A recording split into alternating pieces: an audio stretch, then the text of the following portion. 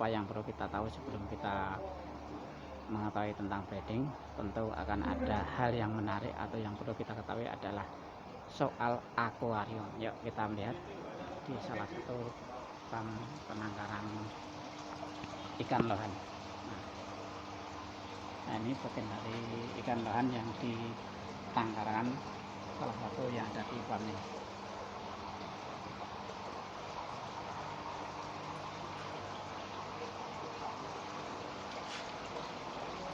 Ya, halo Mas, kembali lagi mengupas tentang ikan lohan, Mas. Ya, ini banyak para penghobis kepingin menerjuni bahkan menjadi bagian dari hobi yang ditekuni, bahkan bisa dengan tujuan untuk mendapatkan penghasilan dari sistem penangkaran ikan hias lohan, Mas. Nah, namun yang kami tanyakan ini apa saja, Mas, atau gimana ukuran dari akuarium yang paling tepat dari berbagai size ikan lohan ini? Sejauh ini kami melihat ini kotaknya kan ada yang gede, ada yang kecil seperti ini. Bisa diterangin barangkali para pemirsa atau mungkin teman-teman yang di sana akan tertarik dengan kegiatan Anda ini. Ini bisa diterangkan tentang ini akuarium yang paling tepat untuk pemula atau mungkin untuk yang lainnya gimana ya? Jadi kebetulan di sini kami menggunakan akuarium dengan ukuran panjang 60 cm. Oh, 60. Ini 60 panjang ya? Iya, panjang 60 cm, lebar kesananya 40 cm. Oh, ini 40 cm. Kesananya ini 40 cm. Oh, iya. Dan tinggi akuariumnya 50 cm. Oh, setengah meter ini atasnya ya? Itu kenapa kami memilih ini karena settingan untuk akuarium ukuran segini itu bisa digunakan dari ikan kecil ya, size B sampai ikan size B awal. Jadi di atas 16 cm sampai 18 cm lah. Dan kenapa juga kami menggunakan ukuran seperti ini karena sebenarnya lohan itu balik lagi intinya untuk menyamankan ikan dulu dari akuariumnya itu, pemilihan akuarium. Soalnya gimana cara kita untuk membuat ikan nyaman dengan menjadikan air-air di akuarium itu. Nah, makanya ini ada sistem kolamnya, filter, ada juga sistem gerak airnya ini. Ini kan ada pompanya, ini fungsi-fungsi daripada ini. Jadi kalau untuk pompanya sendiri itu sebenarnya disesuaikan dengan ukuran dari akuariumnya. Oh, jadi semakin besar akuarium, pompa yang dipakai tenaganya harus lebih besar. Mas, ini berarti misalnya ikan ini tidak dibikin semacam hidup, ini kayak ada air terjunnya dengan gerakan air ini, berarti oksigennya minim atau gimana ini? Sebenarnya untuk dari segi oksigen kita pakai mesin powerhead seperti ini dan hanya seperti ini tuh udah mulai lumayan cukup. Oh. Tapi alangkah lebih baiknya sebenarnya kalau kita pakai kayak gini, tambahan aerator. Oh, ini ya? Iya, jadi dia mempunyai suplai oksigen yang lebih. Ini tambahannya, jadi cukup ini ya?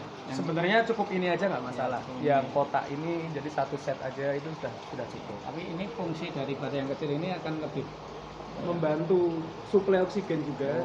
Jadi sirkulasi oksigen di dalam air itu stabil. Oh, jadi lebih lancar itu ya? Iya. Ya, ini dari sisi pompa, dari sisi oksigen sudah terjawab. Dari sisi akuariumnya juga tadi sudah diterangin. Nah, kemudian airnya, Mas. Ini kan kita lihat ini tidak penuh ya. Ini gimana? Apakah memang airnya ini tidak penuh seperti ini atau memang gimana ini? Jadi sebenarnya dari tinggi air ideal untuk ikan-ikan lohan itu sebenarnya banyak variasi, Pak.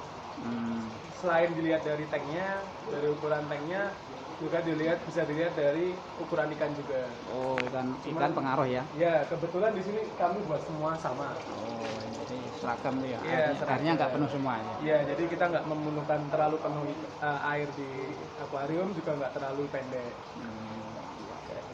Jadi ini tergantung ukuran akuariumnya. juga, Kemudian juga, Mas, ini ada semacam dinding yang bergambar.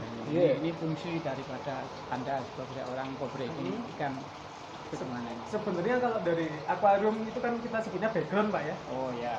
Background akuarium itu tuh sesuai dengan kayak minat atau apa ya, selera masing-masing orang. Bebas sebenarnya mau dikasih background apa aja. Cuman kebetulan ini semua seragam karang-karang kayak ya kelihatan lebih seger aja Pak di sini. Oh, jadi untuk menambah kecerahan gitu. Iya. Ini ada pengaruh terhadap ikan enggak ini dengan Sebenarnya ada background? pengaruhnya Pak. Kalau background itu diusahakan jangan background yang berwarna gelap. Oh, berarti ini ya. Iya, Biar ikannya jadi juga bisa mengkaca gitu ya. menghitam. Iya, jadi nanti kalau backgroundnya warna hitam atau yang warna-warna gelap yang benar-benar gelap jadi kurang cerah, itu nanti ikan cenderung berwarna menghitam. Jadi kayak istilahnya ngedrop gitu. Jadi disesuaikan dengan kondisi ikan gitu ya. Iya. Ya oke Mas, ini kan sudah satu persatu kita bahas dari pompa air hingga lebar. Kemudian ada selangisasi, ini kan ada pipa-pipa ini Mas. Ini Iya. standarnya apa ini? Kalau pipa ini sebenarnya kita bisa pakai pipa seperti ini atau pakai selang. Ini tergantung selera aja. Cuman kalau di sini emang kita pakai pipa karena kelihatan lebih rapi aja. Lebih enak dilihat. Cuman mungkin ya harus sering dibersihkan Oh, karena kan jadi ada ini. sering terjadi lumut atau kerak di dalam pipa. Ya. Ini kemudian juga ada filter. Ini filter yang baik itu gimana? Ini kan juga menghasilkan hasil kotoran yang kayak seperti ini ya. Kalau filternya kita pakai ini paling atas kita pakai kapas putih. Terus bawahnya kita pakai kapas hitam atau biofilternya. Jadi dia kayak hitam gitu. Ya. Bisa gitu. Ini yang lapisan kedua ya. Iya. Jadi ini lapisan pertama akan menampung dari Kotoran kotorannya. kasarnya. Iya, kotoran kasar akan tertampung di lapisan pertama dan nanti di lapisan kedua itu untuk menyimpan mungkin bakteri-bakteri pengurai atau bakteri-bakteri baiknya. Biar kasarannya mungkin nanti sisa pakan-pakan yang ini mungkin membusuk atau mengurai bisa diurai sama bakteri di bawah. Oh, artinya setelah di saring seperti ini airnya akan tetap kembali jernih. Iya. Akan berujung ikan sehat itu ya. Betul sekali. Semakin cepat ikan air jadi, air jernih, otomatis ikan semakin cepat nyaman dan dia juga bisa lebih enak untuk Jadi diproses. faktor keberuntungan keberhasilan juga akan tampak itu ya. Betul sekali. Oke, para pemirsa, pastvnews.com ini tadi sangat menarik kupasan. Kita kupas yang lain ini termasuk hal yang perlu dicermati atau dijalankan seperti yang Mas ini. Ada juga hal yang cukup menarik yang mungkin belum sempat kita bahas adalah lampunya. Ini coba kita tanyakan soal lampu. Iya, Ya, iya. ini ada lampu ini gimana ini bisa Kalau untuk menstabilkan cuaca ini sebenarnya atau fungsinya gimana nih? untuk lampu sendiri itu sebenarnya selain membantu kita untuk melihat view lohannya sendiri, jadi kita bisa lihat jelas perkembangan lohan seperti apa, terus menerangi akuarium juga. Dari segi lampu sendiri itu kita bisa digunakan juga untuk kayak memaksimalkan aksesoris yang ada di lohan. Jadi kayak contohnya lampu seperti ini. Ya. Ini mungkin bisa dibilang sejenis lampu view. Jadi kita bisa melihat ikan lebih enak. Cuman kalau setiap lampu yang memiliki Kelvin yang agak tinggi, Pak, itu kita bisa gunakan untuk membantu proses menyainingkan mutiara lohan. Jadi itu menyinari ke dalam air itu ya. Iya, betul sekali. Jadi fungsi dari lampu selain untuk penerangan apa ini? Fungsi lainnya kita bisa buat untuk ini, tanning, istilahnya tanning ikan. Oh. Jadi ada contoh lampu ya bisa untuk tanning ikan. Ya, oke Mas, bagus sekali ya ini dari kupasan tadi. Mungkin pemirsa masih agak tanda tanya ya Mas. Ini tadi kan mulai dari berbagai sisi udah kita kupas dari pompa Mas. Ini kan tadi ada pompa yang seperti ini, Iya. ada pompa yang hitam seperti ini. Bisa Iya. diterangin ini Mas. Ya. Ini jenisnya hampir mirip fungsinya sama ya. Sebenarnya untuk fungsinya sendiri sama Pak. Cuman kebetulan karena ini di bawah ini ikan yang masih ukuran-ukuran kecil, Ya. itu karena kalau kita pakai pompa yang berukuran besar atau bertekanan besar itu agak sedikit berpengaruh terhadap ikannya sendiri. Oh, berarti kalau kegedean pompa ikannya Kurang jadi bagus takut juga. gitu ya. Antara takut atau nanti dia kayak ya ikan kecil tapi arusnya kencang. Sebenarnya lohan tuh nggak terlalu suka arus. Dia akan menghindari gitu ya. Iya, betul sekali. Sementara aksesoris Mas ini kan yang perlu Iya. kita kupas ya. Ini ada aksesoris batu-batu warna-warni ini Iya. fungsinya apa ini?